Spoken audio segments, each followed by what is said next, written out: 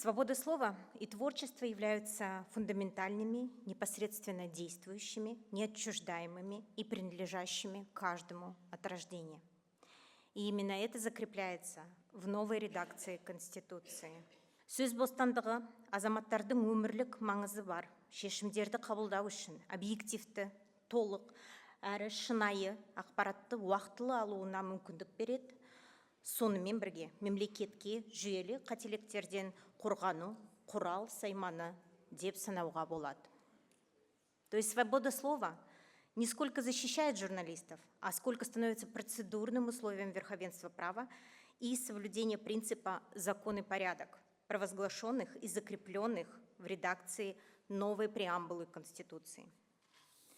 Как отмечала Ханна Аренд, свобода слова не столько право на мнение, но само незыблемое условие познания реальности.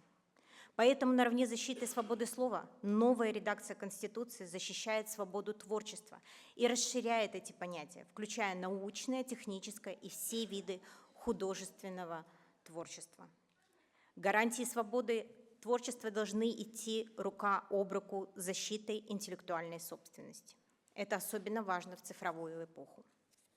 Вместе с тем, редакция новой Конституции, так же, как и предыдущая, определяет, что во имя защиты общественного порядка, основ конституционного строя и целостности Республики Казахстан допускается соразмерное судебное ограничение свободы слова. Азаматтардың ақпаратты алу және тарату құқығы бекітіледі. Алайда бұл өзге адамдардың құқықтары мен беделіне, қоғамдық мораль мен қоғамдық тәртіпке қол сұғуға әкеп соқпауы тиіс. Ограничения допускаются только ради целей, признанных Конституцией и международным правом, без размытых и двусмысленных интерпретаций. Хочу подчеркнуть, что цензура запрещается. Свобода слова и творчества – это та же свобода мысли, это потенциал нашей нации к рефлексии, созиданию и прогрессу. Я вновь вернусь к Ардент и ее мысли, что свобода выражения возможна только там, где существует общее пространство фактов. Уничтожение этого пространства разрушает саму возможность публичной дискуссии. И мы должны гарантировать пространство фактов, потому что это залог прогресса нашего общества.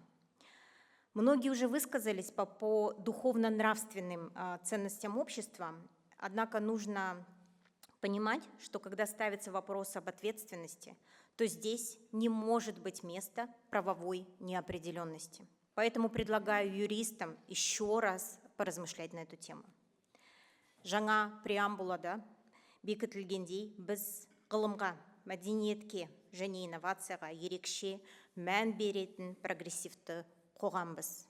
Осы тұрғыда сөз бостандығының, ой еркіндігінің және шығармашылық еркіндігінің кепілі түрде қамтамасыз етілуі баршамыздың ортақ өркендеуіміздің берік негізі болмақ.